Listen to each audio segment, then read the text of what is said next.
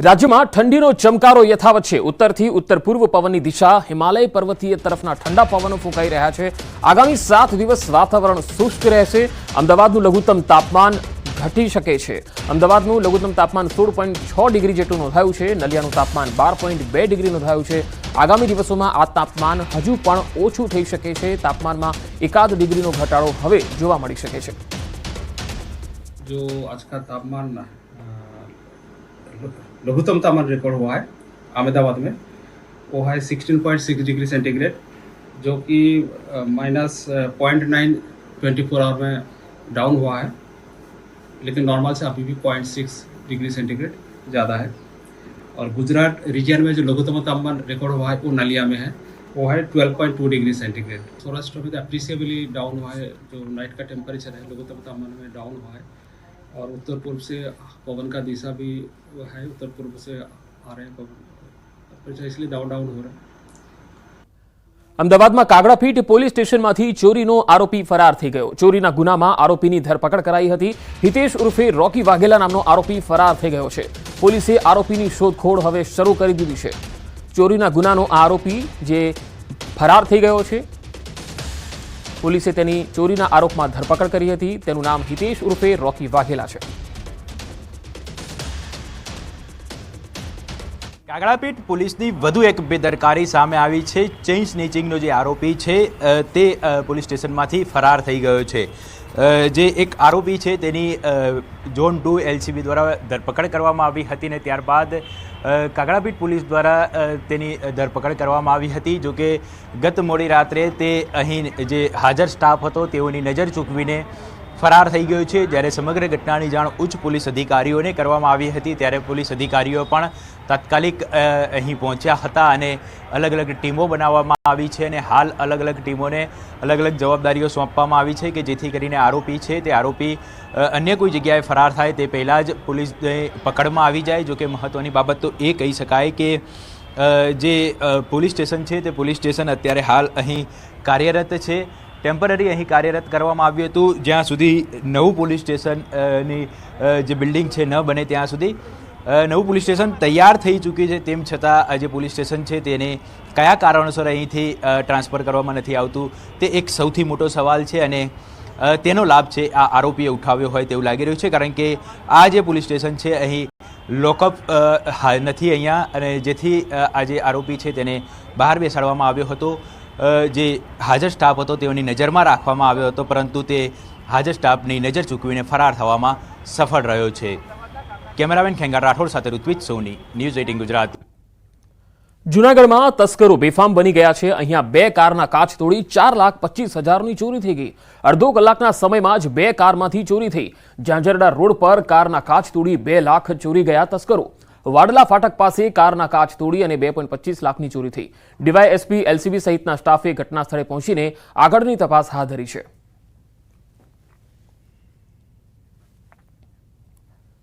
સુરત નવી સિવિલની કિડની બિલ્ડિંગમાં ચોરી થઈ ગઈ। અલગ અલગ વિભાગમાંથી છેલ્લા 15 દિવસ દરમિયાન પાણીના 50 નળની ચોરી થઈ ગઈ। નવા નળો ન નખાય ત્યાં સુધી પાણીનો વેડફાટ થઈ રહ્યો છે। સિવિલ દ્વારા હાલ નવા નળો નાખવાની શરૂઆત થઈ છે। સિવિલના જે ટરો છે ત્યાં ટરો સેન્ટરો છે અને OPD છે, બોર્ડ સહિતના જે વિભાગો છે ત્યાં ચોરી થઈ રહી છે। હવે નળની ચોરી કરનારા જે શખ્સો છે તેનો હજુ કોઈ પતો મળ્યો નથી। મોરબીમાં સનાડા રોડ પરની light micro finance private limited નામની ઓફિસમાંથી ચોરી કરનાર આરોપીઓ ઝડપાયા। પોલીસે CCTV ફૂટેજના આધારે 4 આરોપીઓને પકડ્યા છે।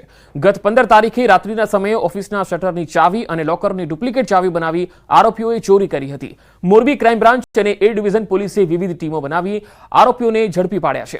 પોલીસે ચોરીની રોકડ રકમ, મોબાઈલ ફોન, હોન્ડા સાઇન મળી અને કુલ ₹8,01,500 મુદ્દામાલ જપ્ત કરી આગળની તપાસ હાથ ધરી છે। 2 આરોપીઓ ઓફિસમાં નોકરી કરતા હોવાનું પણ પોલીસ તપાસમાં ખુલ્યું। ભાઈ જે છે એ હાલ આ કંપનીમાં નોકરી કરી રહ્યા છે, તેમજ અભિષેક દેવમુરારી છે જે આ કંપનીમાં અગાઉ નોકરી કરતા હતા, જેઓને આ કંપનીની અંદર પ્રવેશવાના રસ્તા તથા એની ચાવી વગેરે વસ્તુથી વાકેફ હતા। જેથી આ લોકોએ ભેગા મળી ડુપ્લિકેટ ચાવી બનાવી આખો પ્લાન ઘડેલ હતો અને આ પ્લાનમાં તેમણે તેમના મિત્રો મયુરભાઈ તથા વરુણભાઈનો ઉપયોગ કરી અને આ ચોરીને અંજામ આપેલ હતો। રાજ્યના પાડોશમાં આવેલા સંઘ પ્રદેશ દમણમાંથી ગુજરાતમાં દારૂ ઘુસાડવાના વધુ એક કિમિયાનો વલસાડ જિલ્લાની પોલીસે પર્દાફાશ કર્યો। આ વખતે દારૂ કોઈ નાના વાહનમાં નહીં પરંતુ કન્ટેનરમાં ભરીને લઈ જવાઈ રહ્યો હતો। દમણથી વિદેશી દારૂનો જથ્થો ભરી એક કન્ટેનર સુધી સુરત તરફ જઈ રહ્યો હતું, જેની બાતમી મળતા વલસાડ જિલ્લાની રૂરલ પોલીસે એક કન્ટેનરને રોકી તપાસ કરી તો અંદરથી વિદેશી દારૂનો મોટો જથ્થો મળ્યો। ગણતરી કરતા કુલ 3000થી વધુની વિદેશી દારૂની બોટલો કન્ટેનરમાંથી મળી આવી। પોલીસે કન્ટેનર ચાલકની ધરપકડ કરી છે। વિદેશી દારૂ અને કન્ટેનર મળી 15 લાખથી વધુનો મુદ્દામાલ કબજે કર્યો છે। આ દારૂ કોનો છે, ક્યાં જવાનો હતો એ મામલે પણ તપાસ ચાલી રહી છે। સુરતમાં 89 લાખ રૂપિયાના વિદેશી દારૂના જથ્થા પર પોલીસનું રોલર ફરી વળ્યું। વર્ષ 2023-24માં વરાછા, પૂણા અને સારોલી સહિતના જે વિસ્તારો છે ત્યાં પોલીસ મથકોમાં 89 લાખનો દારૂ ઝડપાયો હતો। આ દારૂના જથ્થાનો પોલીસે મામલતદારની હાજરીમાં નાશ કર્યો હતો। રાજકોટના જેતપુરમાં ગમખ્વાર અકસ્માતમાં એક યુવકનું મૃત્યુ થઈ ગયું। જેતપુર રબારિકા રોડ પર બાઇક ચાલકને કન્ટેનર ચાલકે અડફેટે લેતા ઘટના સ્થળે યુવકનું મોત થયું। હરિપર ગામના 26 વર્ષીય યુવક સંજય મકવાણાનું મોત થતા પરિવારમાં શોકની લાગણી છવાઈ ગઈ। અકસ્માત સર્જાતા લોકોના ટોળે એકત્ર થયા હતા। મૃતકના મૃતદેહને જેતપુર સરકારી પોલીસે હોસ્પિટલ પીએમ અર્થે ખસેડ્યો હતો। અકસ્માત સર્જી ટેન્કર ચાલક નાસી અને ફરાર થઈ જતા પોલીસે હાથ ધરી છે તપાસ। બનાસકાંઠામાં પાલનપુર અમદાવાદ હાઈવે પર કાણોદર પાસે ટ્રક પલટી ગઈ। ઓઇલના બેરલ ભરેલી ટ્રક પલટી જતા એક સાઈડનો માર્ગ બંધ થયો। હાઈવે ઓથોરિટીએ ટ્રકને સાઈડમાં ખસેડવાની કામગીરી હાથ ધરી। ટ્રક પલટી ખાવાના કારણે હાઈવે પર ટ્રાફિક જામના દ્રશ્યો સર્જાયા હતા। આ તરફ બનાસકાંઠાના દાંતીવાડામાં ટ્રક અને કાર વચ્ચે ગમખ્વાર અકસ્માત થયો। મડાણા નજીક અકસ્માત સર્જાયો, જેમાં કાર ચાલકનું મોત થયું। એકની હાલત ગંભીર છે। ઈજાગ્રસ્તને સારવાર હેઠળ દાંતીવાડા સિવિલ હોસ્પિટલ ખસેડાયો છે। અકસ્માતની જાણ થતાં ઘટના સ્થળે લોકોના ટોળે ઉમટ્યા। દાંતીવાડા પોલીસે આખા મામલે હવે તપાસ હાથ ધરી છે। વડોદરાના ગોત્રીમાં રાત્રે નશાની હાલતમાં કાર ચાલકે અકસ્માત સર્જ્યો। નશાની હાલતમાં અન્ય કાર સાથે અકસ્માત સર્જી ફૂટપાથ પર કાર ચઢાવી દીધી। હાલ અમદાવાદ એરપોર્ટથી પેસેન્જર લઈ અને ગોત્રી તરફ જતી કેબને અડફેટે લીધી હતી અને ગોત્રી પોલીસે કાર ચાલક સામે દારૂ પી કાર ચલાવવા અને અકસ્માતનો ગુનો દાખલ કર્યો છે। અનુસૂચિત જનજાતિના વિદ્યાર્થીઓની શિષ્યવૃત્તિને લઈને યુવરાજસિંહ જાડેજા અને ધારાસભ્ય ચૈતર વસાવાએ પ્રેસ કોન્ફરન્સ કરી। તેમણે જણાવ્યું કે સરકારે અનુસૂચિત જનજાતિના મેનેજમેન્ટ કોટાના વિદ્યાર્થીઓની શિષ્યવૃત્તિ બંધ કરી છે, જેનાથી 50,000થી વધુ વિદ્યાર્થીઓ પર અસર થઈ છે। આ વિદ્યાર્થીઓ ઉચ્ચ અભ્યાસથી વંચિત ન રહે તે માટે ફરીથી શિષ્યવૃત્તિ શરૂ કરવાની માંગ કરી। સાથે શિષ્યવૃત્તિ બંધ કરવાનો નિર્ણય વખોડ્યો હતો। આગામી સમયમાં શિષ્યવૃત્તિ ફરીથી શરૂ કરવામાં નહીં આવે તો વાલીઓને સાથે રાખીને ઉગ્ર આંદોલનની ચીમકી આપી। કોટામાં જે શિષ્યવૃત્તિ મળતી હતી એ મેનેજમેન્ટ કોટાની શિષ્યવૃત્તિને બંધ કરી દેવામાં આવી છે અને અત્યારે જે મેનેજમેન્ટ કોટાની જે આ શિષ્યવૃત્તિ હતી અને જે બંધ કરવામાં આવી આ મનસ્વી અને તુગલકી નિર્ણયનો અમે સંપૂર્ણપણે વિરોધ કરીએ છીએ। હાલના તબક્કે ગુજરાતની ભાજપની સરકારે એક પરિપત્ર બહાર પાડીને આ પોસ્ટ મેટ્રિક શિષ્યવૃત્તિની યોજના બંધ કરી દીધી છે, જેની અસર હાલના તબક્કે 50,000 જેટલા ઉચ્ચ અભ્યાસના વિદ્યાર્થીઓને અસર પડી છે કે આદિજાતિ બાળકો માટે મેનેજમેન્ટ કોટામાં જે મળતી શિષ્યવૃત્તિ છે એને પુનઃ બહાલ કરવામાં આવે, નહીં તો આવનારા દિવસોમાં બાળકો અને એમના વાલીઓને સાથે રાખીને અમારે ખૂબ મોટું આંદોલન કરવું પડશે। ગુજરાત હાઈકોર્ટ અને રાજ્ય પોલીસ વડાના આદેશ બાદ વીએનએસજીયુમાં આવતા સ્ટાફ કર્મચારીઓ સહિત યુવાઓને હેલ્મેટ ફરજિયાત પહેરવાનો આદેશ કરાયો। હવે યુનિવર્સિટીમાં દ્વિચક્રીય વાહનો લઈને આવતા તમામ વિદ્યાર્થીઓ સહિત સ્ટાફે ફરજિયાત હેલ્મેટ પહેરીને આવવું પડશે। યુનિવર્સિટી દ્વારા પરિપત્ર જાહેર કરાયો છે। યુનિવર્સિટીએ તમામ કોલેજોને પરિપત્ર પાઠવી અને સૂચના આપી દીધી છે। સૌપ્રથમ પોલીસ દ્વારા શૈક્ષણિક સંસ્થાઓમાં હેલ્મેટ વિના આવતા વિદ્યાર્થીઓને ગુલાબ અને પુસ્તક આપી સમજણ આપવામાં આવશે। રાજ્યમાં બનતી અકસ્માતની ઘટના અટકાવવાનો આ પ્રયાસ છે। છેલ્લા એક વર્ષમાં બનેલી અકસ્માતની ઘટનામાં 35% લોકોના મૃત્યુ હેલ્મેટના અભાવે થયા છે। વર્ષ 2023માં રાજ્યમાં 7,800 કરતાં વધુ લોકોના અકસ્માતે મૃત્યુ થયા, જે પૈકી 35% લોકોના મોત હેલ્મેટમાં અભાવે થયા છે। હાઈકોર્ટે અકસ્માતની ઘટના અંગે ચિંતા વ્યક્ત કરી હતી। એ એન્ટ્રી છે તે જગ્યાઓ પર જ અમે અમારો સ્થાનિક ટ્રાફિક પોલીસની સૂચના આપી છે કે તમારે ત્યાંથી જ આરટીઓના નિયમ અનુસાર જે કંઈ દંડ વસૂલ કરવો હોય એ તમે કર્મચારીઓ પાસે પણ વસૂલ કરી શકશો એવું એમને ઓલરેડી વિનંતી કરી દીધી છે, જેથી કર્મચારીઓ પણ સમયસર અને ઝડપથી આ પરિપત્રનો અમલ કરવાનું આજથી જ શરૂ કરી દે। સુરતમાં કામલ ફાઉન્ડેશન મેડિકલ સંસ્થા ગેરમાન્ય ઠેરવાઈ છે. છેલ્લા 20 વર્ષથી આદિવાસી વિસ્તારોમાં દીકરીઓને નર્સિંગનું શિક્ષણ આપી છેતરપિંડી કરવામાં આવતી હોવાના આરોપ સાથે NSUI દ્વારા વિરોધ કરવામાં આવ્યો. વિદ્યાર્થી સંગઠન દ્વારા રૂપિયાની નોટો ઉડાડી વિરોધ કરવામાં આવ્યો. આ વિદ્યાર્થીઓના શિક્ષણ અને લોકોના આરોગ્ય સાથે ચેડા કરતી સંસ્થામાં 7,500થી વધુ વિદ્યાર્થીનીઓને નર્સિંગની તાલીમ આપવામાં આવી ચૂકી છે. આ સંસ્થા વિશે અગાઉ શિક્ષણ મંત્રી કુબેર ડિંડોરે પણ નવસારીમાં મંચ પરથી નિવેદન આપ્યું હતું. નર્સિંગ કોલેજમાં અભ્યાસ કરનાર તમામ વિદ્યાર્થીઓને શિષ્યવૃત્તિનો પણ લાભ નહીં મળે. કામલ નર્સિંગ ઇન્સ્ટિટ્યૂટની રાજ્ય સરકાર દ્વારા કોઈ જ માન્યતા આપવામાં આવી નથી. આ ઉપરાંત આ સંસ્થા પરિવાર કલ્યાણ વિભાગ, ગુજરાત સરકાર અને ગુજરાત હાઉસિંગ કાઉન્સિલ અમદાવાદ દ્વારા માન્યતા ધરાવતી સંસ્થામાં નથી. વિદ્યાર્થીઓના એડમિશન મેળવવા આ સંસ્થા સોશિયલ મીડિયા અને અન્ય રીતે જાહેરાતો કરે છે. 20 વર્ષથી સંસ્થા કાર્યરત છે અને અત્યાર સુધી આદિવાસી વિદ્યાર્થીઓ સાથે છેતરપિંડી કરાવી રહી છે. કાઉલ નર્સિંગ કોલેજ દ્વારા અમને આજ રોજ ફરિયાદ મળી હતી અલગ અલગ વિદ્યાર્થીઓ દ્વારા કે અહીંયા અમારી પાસેથી 2.5-3 લાખ રૂપિયા લેવામાં આવે છે અને કોઈ પણ સાચી રસીદ આપવામાં નથી આવતી. માત્ર કાગળ પર લખીને રસીદ આપવામાં આવે છે. તેના વિરોધમાં આજ રોજ અમે અહીંયા આવ્યા હતા, પરંતુ અહીંયાના સત્તાધીશો આંખ આગળ આડા કાન કરીને ઓફિસના તાળા માંગીને ભાગી ગયા. ત્યારે અમારો NSUI વિરોધ પ્રદર્શન છે અને ત્યારે વિદ્યાર્થીઓ પાસે 2 નંબરની ફી લેવામાં આવે છે. ત્યારે અમે પૈસા લઈને આવ્યા છીએ અને અમે પૈસા એ લોકોના સત્તાધીશોના ઝોલા ભરવા માટે અમે આવ્યા છીએ. ત્યારે જો આવનાર સમયમાં વિદ્યાર્થીઓને ન્યાય નહીં આપે, ઓરિજિનલ ડોક્યુમેન્ટ પૈસા આપવામાં નહીં આવે તો અમે આનાથી પણ ઉગ્ર આંદોલન ગાંધી ચિંધ્યા માટે કરીશું.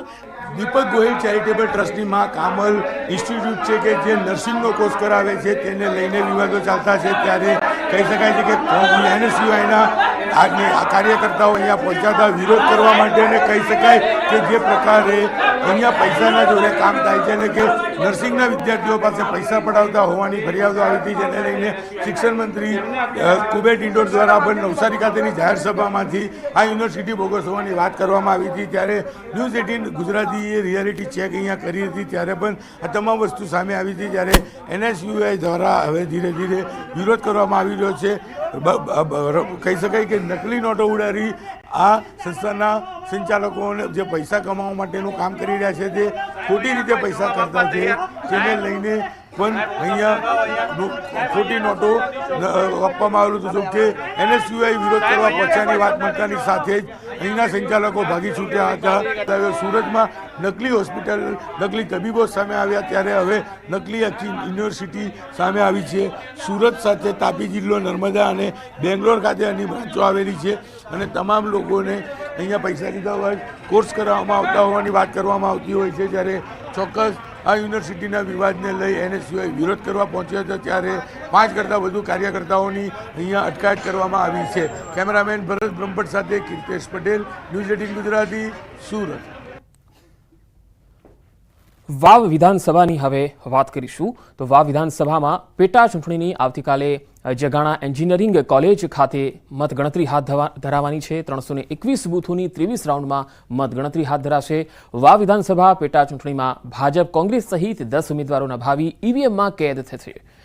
તો EVMમાં કેદ થયેલા છે. ત્યારે હવે આવતીકાલે જે EVM ખુલશે ત્યારે ખબર પડશે કે કોનું ભવિષ્ય છે અને વાવ પર કોણ જીતશે.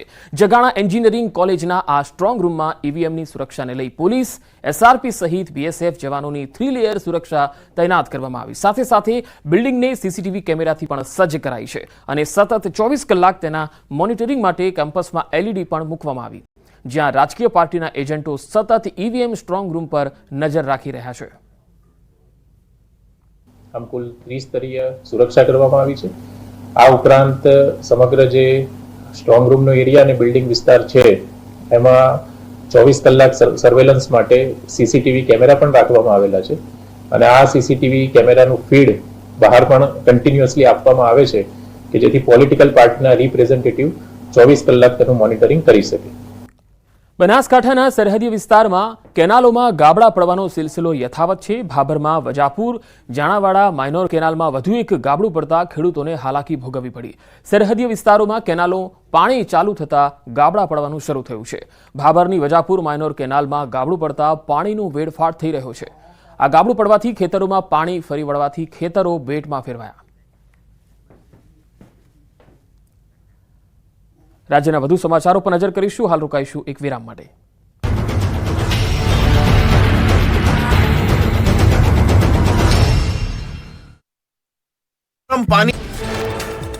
આણંદના આંકલાવમાં બંધક બનાવેલા શ્રમિકોને પોલીસે મુક્ત કરાવ્યા. ઈંટોના ભઠ્ઠામાં છેલ્લા 5 દિવસથી 27 શ્રમિકોને બનાવાયા હતા બંધક. શ્રમિકોને માર મારી જમવાનું પણ ન આપતા હોવાનો આરોપ.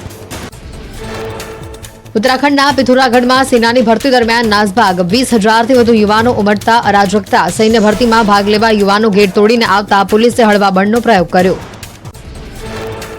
પિથોરાગઢમાં ચાલી રહી છે ભારતીય સેનાની ટેરિટોરિયલ આર્મી ભરતી. ભરતીમાં સામેલ થવા માટે જીવના જોખમે મુસાફરી કરી યુવાનો પહોંચ્યા પિથોરાગઢ. એકસાથે ઉમટેલા વિદ્યાર્થીઓને જોઈને વહીવટીતંત્રમાં પણ મચી હતી ભાગદોડ. રાજસ્થાનના ઝુંઝુનુમાં ભેજાબાજોએ કરી ઠગાઈ. એટીએમમાંથી પૈસા ઉપાડવા ગયેલા યુવકને વાતોમાં ઉલઝાવી તસ્કરોએ એટીએમ કાર્ડ બદલી નાખ્યું. યુવકોએ એટીએમની બદલી કરી 50,000ની કરી ઉચાપત.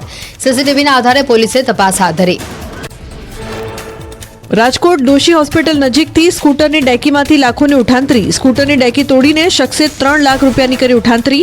એક્ટિવા પર આવેલા 2 શખ્સોએ આપ્યો ચોરીને અંજામ. સમગ્ર ઘટનાના સીસીટીવી ફૂટેજ આવ્યા સામે. હિમાચલ પ્રદેશના શિમલામાં પ્રવાસીઓનો ધસારો. મોટી સંખ્યામાં પ્રવાસીઓ ઉમટી પડતા હોટલોના ભાવમાં 40થી 70% વધારો. લોકોએ શિમલામાં વિવિધ સ્થળોની મુલાકાત લઈ કુદરતી સાનિધ્યનો લહાવો માણ્યો. ભાવનગરમાં રખડતા ઢોરનો આતંક. રખડતા ઢોરે ભાજપના માજી મેયરને અડફેટે લીધા. રૂપાણી સર્કલ પાસે મેહુલભાઈ વડોદરિયાને રખડતા ઢોરે અડફેટે લેતા ખાનગી હોસ્પિટલ ખસેડાયા. ઢોરનો આતંક દૂર કરવા ક્યારે પગલાં લેવાશે તે અંગે સવાલ ઉઠ્યા. ભાવનગરમાં રખડતા ઢોરનો ત્રાસ વધ્યો. ફૂડ પેટ્રોલિંગ કરવા આવેલ પોલીસ જવાનોના કાફલા સાથે રખડતા ઢોર પણ જોડાયા. શહેરી વિસ્તારોમાં રખડતા ઢોરને દૂર કરી પોલીસ કાફલાને જવાની ફરજ પડી. વડોદરામાં સતત 3જા દિવસે મેગા ડિમોલેશન. ન્યાય મંદિરની આસપાસથી ગેરકાયદેસર દબાણો હટાવાયા. પોલીસ બંદોબસ્તની સાથે વીએમસીના બુલડોઝરે સપાટો બોલાવ્યો. વડોદરામાં સંવેદનશીલ વિસ્તારોમાં પોલીસ કાફલા સાથે દબાણ હટાવવાની કામગીરી તેજ. ડીસીપી લીના પાટીલે શેરી ગલીઓમાં ઘૂસીને લારી ગલ્લા કર્યા જપ્ત. દબાણ શાખાની કાર્યવાહીથી વેપારીઓમાં ફફડા. સુરતમાં લોહીની અછતની વચ્ચે બ્લડ સેમ્પલ રઝળતા જોવા મળ્યા. બારડોલીના ભામૈયા ગામે અંદાજે 700થી 800 બ્લડ સેમ્પલ કોથળો ભરીને ફેંકી દીધેલી હાલતમાં જોવા મળ્યા. કોંગ્રેસના આગેવાનને ઉચ્ચ અધિકારી તેમજ પોલીસ વિભાગને કરી હતી જાણ. સુરતમાં સંમેલનના નામે ધર્મ પરિવર્તન થયું હોવાનો આક્ષેપ. પાલ ગ્રીન સિટી સોસાયટીના ક્લબ હાઉસમાં શાલોમ સંમેલનને લઈને સ્થાનિકોનો વિરોધ. વડોદરાની એક બસ અને 10 કારમાં આવ્યા હતા લોકો. સંમેલનમાં બિરયાની પીરસાતી જોઈને લોકો ભડક્યા. જામનગર ઈ-કેવાયસીને લઈને લોકોને પારાવાર મુશ્કેલી. દરરોજના માત્ર 20 ટોકન લેવાતા હોવાથી અરજદારો પરેશાન. સિવિક સેન્ટરમાં ઈ-કેવાયસી માટે વહેલી સવારથી લોકો કતારમાં. પ્રશાસન દ્વારા વધુ વ્યવસ્થા ઊભી કરવાની માંગ.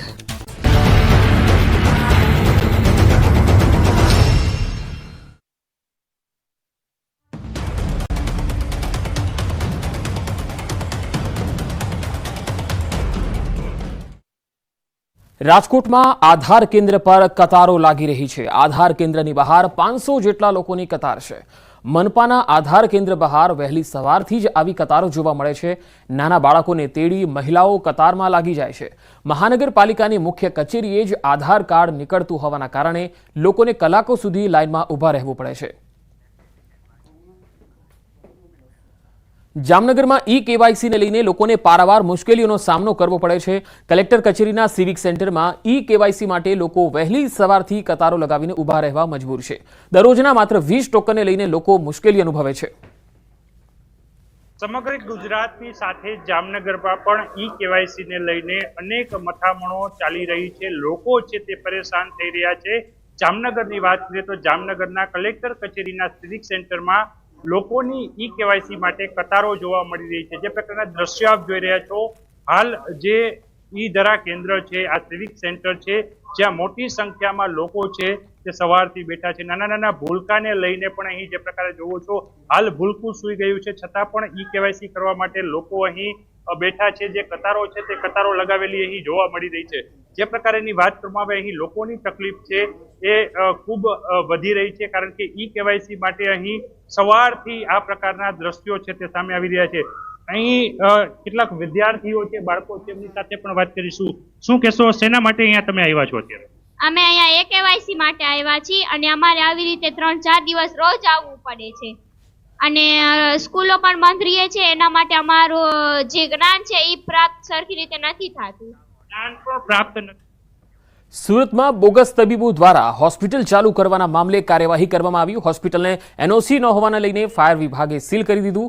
ત્યારે આરોગ્ય વિભાગની ટીમ હોસ્પિટલ ખાતે સ્થળ વિઝિટ માટે પહોંચી. તપાસ બાદ હોસ્પિટલના માલિકને બોલાવી તમામ ડોક્યુમેન્ટ ચેક કરીને નોટિસ આપશે. સુરતના પાંડેસરા વિસ્તારમાં રવિવારને દિવસે સેવા મલ્ટી સ્પેશિયાલિસ્ટ હોસ્પિટલનું ઉદ્ઘાટન કરવામાં આવ્યું હતું. જો કે સોમવારે હોસ્પિટલનો વિવાદ આવ્યો હતો કે હોસ્પિટલ રજિસ્ટ્રેશન નથી, બોગસ છે, એની અંદર કામ કરનાર અધિકારી બોગસ છે. આ તમામ ફરિયાદો વચ્ચે આરોગ્ય વિભાગની ટીમ છે, મેડિકલ આરોગ્ય વિભાગની ટીમ પહોંચી છે. ડૉક્ટર અનિલ પટેલ આપણી સાથે છે. અનિલભાઈ, ચેકિંગમાં આવ્યા છે, કયા પ્રકારનું ચેકિંગ છે, શું ફરિયાદ મળી છે અને આજે શું કાર્યવાહી? જનસેવા મલ્ટી સ્પેશિયાલિટી હોસ્પિટલ થોડા દિવસ પહેલાં એનું શરૂ કરવામાં આવ્યું હતું.